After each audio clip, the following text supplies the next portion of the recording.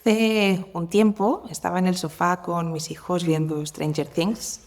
Era tarde, los tres ahí enroscados con una manta y yo estaba súper concentrada en la película, nada de fingir, estaba conectada de verdad, con la trama, con los personajes, con la música, con ese rollo de los 80 que realmente te lleva a la infancia.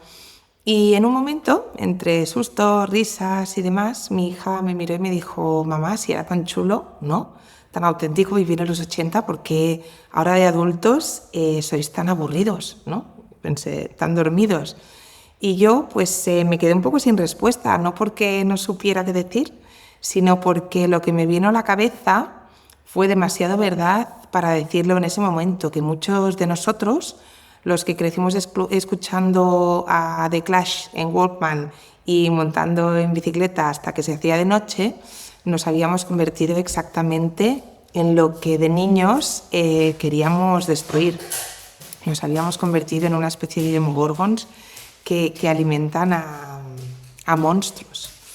Y aunque parezca que no, hoy voy a hablar de cultura organizacional y de la brecha entre la empresa que aparece en LinkedIn y la empresa que existe, la de verdad. Y voy a hacerlo usando Stranger Things, no como metáfora que queda bien, sino como el mapa más preciso que he encontrado en mucho tiempo para explicar algo que veo cada semana en mi trabajo. Porque si la serie me enganchó tanto, creo que es también porque tiene una verdad que todos reconocemos en algún lugar, que es que los monstruos no siempre llegan de fuera, a veces los fabricamos nosotros. Quiero que pienses en los personajes de Stranger Things no como ficción, sino como arquetipos de cómo funciona una organización. Mike, Will, Dustin, Lucas, son niños que se enfrentan al upside down, al mundo al revés, con lo que tienen, con curiosidad, con lealtad, con creatividad, una confianza entre ellos que no necesita demostrar nada, son auténticos por defecto, no han aprendido todavía a disimular, a adaptarse o a tragarse lo que les parece mal. Y ahora piensa en los adultos de la serie, bueno, en la mayoría de los adultos de la serie, no en todos. El jefe del laboratorio que prioriza los experimentos sobre las personas, los vecinos de Hawkins que prefieren no saber, los que ven indicios del mundo del revés, del upside down, y deciden que es mejor no hacer preguntas, personas que en algún momento de su vida probablemente también montaron en bici, también tuvieron sus propios Will Byers a quienes salvar. También sabían distinguir el bien del mal sin necesitar un manual de cumplimiento. Y en algún punto, sin que nadie se lo dijera explícitamente, aprendieron o aprendimos a veces a no ver, a no hablar, a sobrevivir dentro del sistema en lugar de cuestionarlo. Eso es lo que le pasa a la cultura de las organizaciones. No la destruyen los villanos obvios y malvados, la destruyen las personas decentes, buenas, que aprendieron a callarse. Y ahí mi hija tenía razón. La pregunta no es por qué esa generación es tan aburrida. La pregunta es qué fue lo que les apagó por el camino, ¿no? En toda empresa existen dos tipos de cultura a la vez. Edgar Schein, el investigador que más ha influido en cómo entendemos la cultura organizacional, lo llamó supuestos básicos compartidos. El nivel más profundo de la cultura, donde viven las reglas que nunca se escriben porque todo el mundo las da por sentadas. El comportamiento real, no el declarado. Y la cultura hacia afuera, la declarada, que es la que está en el onboarding, en la web, en los valores del hall de la entrada.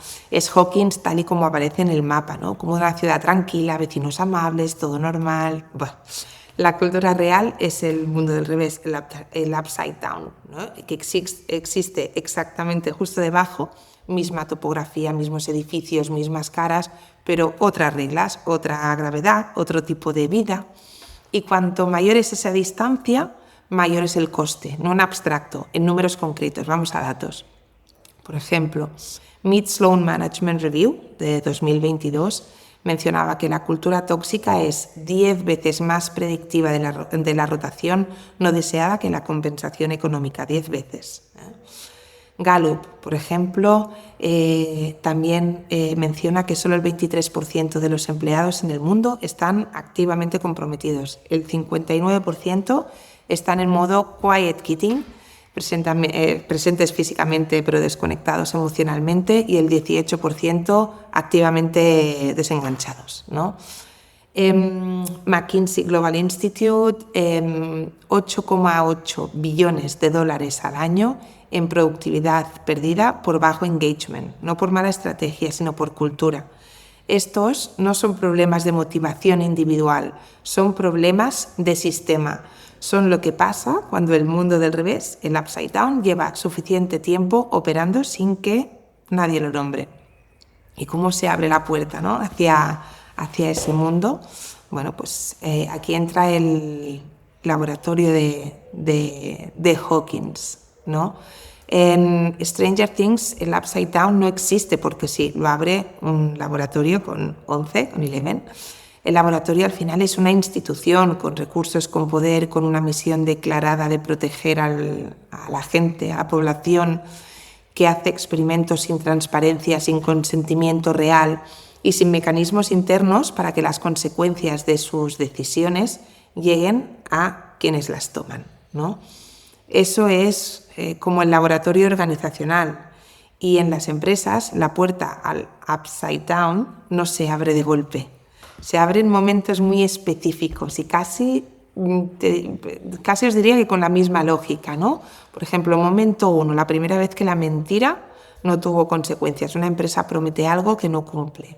Un directivo comunica un cambio ocultando pues la parte incómoda. O alguien que presenta resultados maquillados y nadie lo dice. O la primera vez que eso ocurre sin consecuencias visibles, el sistema manda un mensaje sin palabras. Aquí las reglas no se aplican por igual. Y ese mensaje, aunque parezca que no, lo recibe toda la organización. Momento 2, que se abre un poquito más la puerta, el día que alguien habla y nada cambia. Una persona señala un problema real en una reunión, con datos, con argumentos, con buena fe, y nada cambia. O peor, esa persona es etiquetada como conflictiva, como alguien que no tiene actitud constructiva, como alguien que no encaja con la cultura. Y el resto lo ve y lo aprende, ¿no? Amy Edmondson de Harvard lleva 30 años estudiando esto, lo llama seguridad psicológica, la percepción de que puedes hablar sin miedo a tener represalias, y sus datos son importantes. Cuando falta seguridad psicológica, los equipos ocultan errores, no comparten ideas, no señalan riesgos, no porque sean desleales o perezosos, es porque aprendieron en algún momento que hacerlo tiene coste. Y el momento 3, que es cuando ya se abre, que es cuando el sistema se protege a sí mismo. Hay un patrón que aparece una y otra vez en las organizaciones con upside down consolidado, que es cuando hay conflicto entre proteger a las personas y proteger al sistema. El sistema gana siempre y se llama decisión difícil o lo mejor para la empresa. La psicología organizacional tiene un nombre para esto, que es traición institucional. Cuando la institución que debería protegerte es la que además te causa daño. Y una vez que ese patrón existe, el laboratorio está en marcha y lo que sale de ahí pues tiene nombre. Los personajes de Stranger Things son también muy representativos. El Mind Flyer, el azotamentes, la cultura tóxica como sistema, ¿no? Mind Flyer aquí no es un individuo, es lo más importante que hay que entender, ¿no? No es un jefe malo ni un colega difícil, es el sistema. El conjunto de reglas no escritas, incentivos a veces perversos, comportamientos normalizados, estructuras de poder que hacen que la toxicidad se reproduzca sola, con independencia de quién está ocupando cada silla. Ese azotamentes organizacional es lo que hace que cuando sale un líder tóxico, pues aparezca otra, porque el sistema no ha cambiado, los incentivos siguen premiando lo mismo, las reglas no escritas siguen en pie y la cultura sigue siendo la misma igual que los valores no dichos, ¿no? Por eso los planes de cultura que se centran en las personas y no en los sistemas no funcionan. No es un problema de individuos, es un problema de azotamentes, ¿no? El Demogorgon, en lo que nos convertimos, ¿no? Esta es la parte, bueno, pues me costó aceptar cuando la pensé por primera vez en el sofá con mis hijos, ¿no? El Demogorgon no representa una crisis de la empresa. Al final somos nosotros, los adultos, que un día dejamos de vibrar, que aprendimos a tragar lo que no es auténtico, que cambiamos la bici por el informe de resultados del Q3.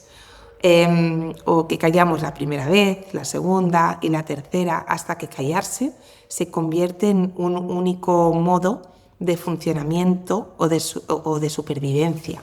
El Demogorgon no nace siendo monstruo, nace siendo un Will Byers, y el Upside Down lo transforma. Y lo más difícil, lo que hace que esta serie siga siendo incómoda de pensar, no de ver, porque de ver nos gusta mucho, es que el Demogorgon no sabe que es un Demogorgon, cree que es, bueno, pues realista, que es el profesional, sigue órdenes, así funcionan las cosas, y mientras tanto a su alrededor los Will Byers de su equipo pues van desapareciendo uno a uno. ¿Bien?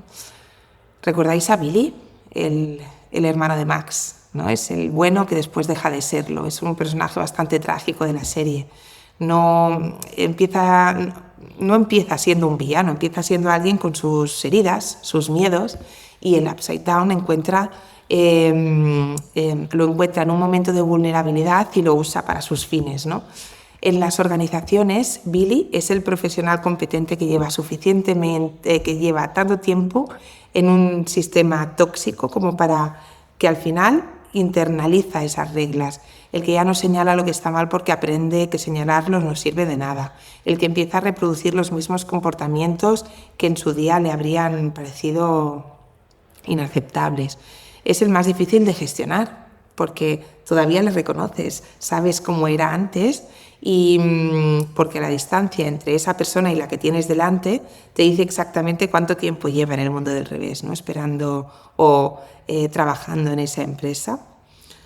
El laboratorio de Hawkins, la empresa que fabrica su propio monstruo, ¿no? Hawkins no es el villano en el sentido convencional, es una institución que empezó con una misión legítima, con personas capaces, con recursos, con intención de hacer algo útil, y que en algún momento priorizó el control sobre la transparencia, los resultados sobre las personas y el secreto sobre la transparencia. ¿Cuántas empresas conocéis que se describirían exactamente igual si pudieran verse desde fuera, ¿no? El laboratorio no crea el Upside Down con mala intención, bueno, a través de 11. Lo crea por acumulación de decisiones que individualmente parecían razonables y que en conjunto abrieron una puerta que poca gente sabe cerrar, ¿no? Y bueno, el personaje de 11, ¿no? Eleven, el talento que el sistema no puede controlar. Eleven tiene capacidades extraordinarias y precisamente por eso el laboratorio la aísla, la estudia, la controla. Necesita sus poderes, pero no puede tolerar, ¿no? ese mismo poder. En las organizaciones, las 11 son las personas con mayor pensamiento propio, criterio, disposición a decir lo que nadie dice, y los sistemas con mundo del revés consolidado hacen exactamente lo mismo que el laboratorio. Las necesitan para los resultados, pero no pueden tolerar que hablen, que cuestionen o que no se adapten. Cuando una organización pierde a sus Elevens, no pierde solo talento, pierde la única fuente de información real sobre lo que está ocurriendo dentro. Y luego está el resto del grupo. O sea, tenemos a Max, que llega de fuera y ve lo que los de dentro ya no pueden ver. Will, Dustin, que es un líder informal sin título, que además mantiene mucho la cohesión cuando el miedo paraliza al grupo. Nancy, Lucas, Steve, Mike, ¿no? Personajes entrañables. Y hablemos también de señales, ¿no? ¿Cuáles son las señales de que estamos entrando en ese mundo del revés? Con datos, no con opiniones, ¿no? Señal 1. Las reuniones tienen dos versiones. Hay lo que se dice en la sala y hay la conversación real que ocurre en el chat privado, en el pasillo, en el coche, en la máquina de café. Si el espacio informal no es seguro para la verdad se va a canales informales. Esto no es cultura comunicativa, es un sistema que empieza a estar roto. Un dato, Edmondson de Harvard comentaba, equipos con baja seguridad psicológica son un 76%, tienen 76% menos de predisposición, por ejemplo, a compartir errores. Otra señal, imaginaros, hay una asimetría de información importante. Quien está dentro suele defender la cultura porque su identidad ya está vinculada a ella. Y quien ya salió, especialmente si fue voluntariamente, dice la verdad. Si hay una brecha enorme entre las exit interviews y el discurso interno, esa brecha es el mundo del revés, ¿no? De nuevo, Mitch Sloan dice, la cultura tóxica supera a la compensación, decíamos antes, 10 veces como más predictiva, ¿no?, de la rotación. Imaginaros, ¿no? Señal 3, los errores los éxitos no se celebran y los errores se analizan enormemente, que está bien, pero se le da un valor importante. Los éxitos los concentra quien tiene poder, los errores se personalizan en quien no lo tiene y eso al final destruye la responsabilidad colectiva y convierte el aprendizaje en una amenaza.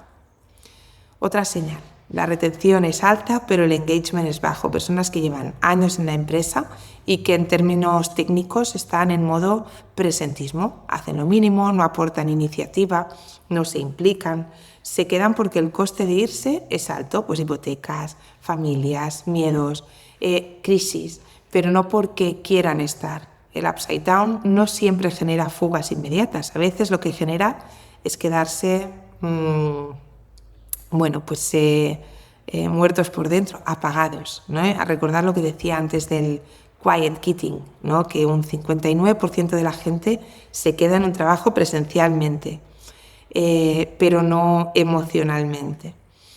Señal 5, los valores que provocan ironía. Cuando en una organización mencionan los valores y la gente pone los ojos en blanco, lo he visto mucho, o hace comentarios irónicos, eso es información crítica. Significa que la distancia entre lo que dices y lo que vives es ya tan grande que ha dejado de ser un problema para convertirse en un chiste compartido. En ese punto, la credibilidad institucional está rota y no la recuperas con un workshop de cultura ni con un póster súper chulo de valores, ¿no? Deloitte, ya lo decía, el 82% de los líderes considera que la cultura es una ventaja competitiva. Solo el 19% cree que su empresa tiene la cultura que necesita. Hay algo ahí, ¿no?, en esa brecha, pues que sería interesante de pensar y que nos permite sobrevivir, ¿no?, a este mundo del revés. Ahora quiero que veas algo que quizás lo habías notado. En Stranger Things no sobrevive el más listo, no sobrevive el más fuerte, ni el que tiene el plan más eficiente. Sobrevive el grupo, como grupo. 11 no destruye a las azotamentes con tecnología ni con estrategia. Lo destruye con una capacidad que el laboratorio nunca pudo estudiar del todo porque no entra en ningún protocolo. Esa empatía radical, esos poderes también, ¿no? Pero esa capacidad de sentir y lo que otros sienten, aunque duela, aunque sea incómodo, aunque no tengas protocolo para gestionarlo, ¿no? Joyce o Hopper no salvan a Will porque tengan un plan de gestión de crisis. Lo salvan porque tienen, ante todo, amor, pero también grit, esa capacidad de seguir creyendo en algo cuando todas las pruebas disponibles dicen que estás equivocada, cuando todos los adultos responsables de Hawkins le dicen que acepte la realidad y ella dice que no. El grupo de niños no sobrevive porque sean jerárquicamente eficientes, sobreviven porque cada uno cae y los otros lo ayudan. Cuando uno cae, los demás cargan con el peso sin negociar si lo merece o no. Hay responsabilidad colectiva real, no declarada, es operativa. Y esas no son habilidades blandas, es una expresión siempre que me ha parecido un poco, ¿no?, blanda. Porque son las competencias más difíciles de desarrollar, de medir y más difíciles de reemplazar, tenerlo claro. Las organizaciones que consiguen salir de su mundo del revés no lo hacen con más tecnología ni con un nuevo plan estratégico. Lo hacen cuando tienen personas que saben conectar de verdad, que mantienen el criterio bajo presión y que se quedan cuando es difícil y dicen la verdad cuando nadie quiere oírla. Y la pregunta que me hago, ¿no?, la que también te invito a hacerte a ti, es ¿cuántas de esas personas tienes todavía en tu equipo? Y si las que tienes o las que tenías se fueron, ¿por qué se fueron? De hecho, en los próximos vídeos te voy a explicar cómo identificarlas, contratarlas y cómo saber si alguien tiene esas capacidades de verdad o solo sabe hablar de ellas en una entrevista, que también eso pasa un montón. Y volviendo al sofá, ¿no?, porque bueno, yo volví a pensar en la pregunta de mi hija muchas veces después de aquella noche, ¿no?, si me decía, mamá, si era tan chulo vivir en los 80, porque, ¿no?, mi generación es ahora tan aburrida, está tan dormida. Y creo que la respuesta tiene que ver con esto, ¿no?, con que en algún momento aprendimos que vibrar tiene coste, que ser auténtico tiene coste, que decir lo que piensas, que no adaptarte, que seguir siendo el niño o la niña que quiere coger la bici y vencer monstruos en lugar de alimentarlos, todo eso tiene coste dentro de ciertos sistemas. Y muchos de nosotros en algún momento decidimos que el coste era demasiado alto. La buena noticia es que el mundo del revés no es permanente, la serie tampoco lo es. Pero cerrarlo requiere algo que no viene en ningún manual de cultura corporativa, requiere que alguien elija ver lo que está pasando, que lo nombre y que decida que el coste de no actuar es mayor que el coste de hacerlo, ¿no? A veces ese alguien es un líder, a veces es el equipo de recursos humanos, a veces es una persona en un nivel medio de la organización que simplemente decide que no quiere seguir siendo un Demogorgon más, o que no quieres seguir siendo, bueno, pues el esclavo de nadie, ¿no? La pregunta no es si tu empresa tiene un mundo del revés, la pregunta es ¿quién tiene esa linterna? Y si algo de lo que has visto hoy te ha resonado, pues suscríbete, y si quieres contarme en qué parte del Upside Down estás, los comentarios son para eso.